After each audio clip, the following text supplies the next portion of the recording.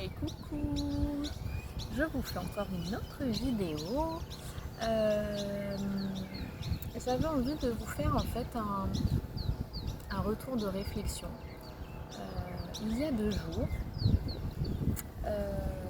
j'entendais parler un groupe de Français par rapport aux excursions qu'ils avaient envie de faire au Mexique et comment ils allaient faire pour aller à un certain lieu de visite.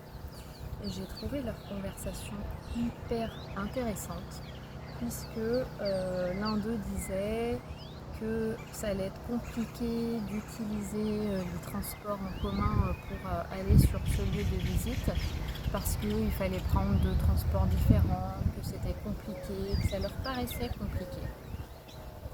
Et que donc du coup ils cherchaient d'autres voyageurs et notamment d'autres Français pour partager un taxi. J'ai trouvé ça vraiment très intéressant puisque ce transport-là, je l'ai pris.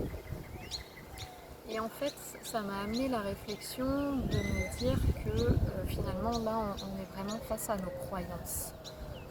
Comme nous pensons et nous croyons que le fait de prendre 2 transports différents, pour nous, ça fait appel à nos peurs, ça fait appel à nos angoisses et du coup ça fait appel aussi à notre croyance que ça va être compliqué. Et du coup, forcément, soit ça va être compliqué, ou soit on va éviter d'aller dans ce qui nous paraît être compliqué pour nous simplifier la vie. Alors que la vie, elle peut être simple, même si notre croyance nous dit le contraire. Je reprends mon exemple de cette visite de lieu. Ici, sur le voyage au Mexique, ce qui nous paraît très compliqué en France peut être hyper simple. Typiquement les transports. Moi, je me suis retrouvée à aller visiter des cascades, à prendre un bus d'un point A à un point B, de me retrouver en plein milieu d'une route et du coup d'avoir un autre transport de ce milieu de route pour aller sur le lieu de visite. Ça, c'était que l'aller. Et sur le retour, de me retrouver sans rien et de simplement demander à des locaux de me ramener à ce point, première étape, sans me dire, alors forcément qu'on peut se dire, ah bah oui, comment je vais faire pour rentrer, il y a encore 2 autres transports à prendre, est-ce que si on me ramène en plein milieu de cette route, comment je vais faire pour trouver un autre transport, parce qu'en France, ça n'existe pas, hein. S'il n'y a pas un point de bus ou s'il n'y a pas un truc, on trouve rien. Et en fait, je me suis même pas posé la question parce que justement le processus de lâcher prise avait fait son petit chemin.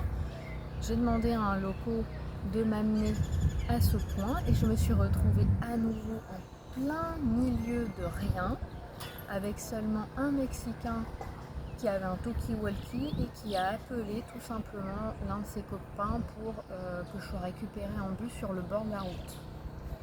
Si j'avais été dans mes peurs, dans mes angoisses et dans mes projections, je n'aurais jamais fait ça. Déjà, peut-être que je n'aurais même pas été visiter ces cascades.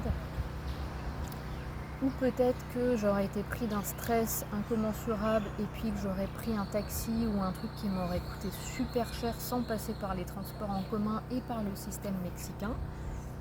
Voilà, je pense que ça c'est un bon exemple en fait de comment on choisit de répondre et d'alimenter nos peurs et de les rendre encore plus grosses, ou comment on choisit en fait de se laisser porter et de lâcher prise sur qu'est-ce qui va se passer dans 5 minutes, dans 1 heure, dans 2 heures.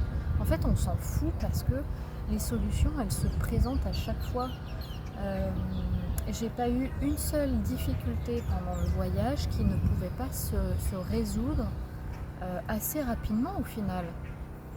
C'est comme si en fait, on arrivait dans un labyrinthe et puis à un moment donné, on voit une voie sans issue, et tout simplement on recule un petit peu et on prend un autre chemin.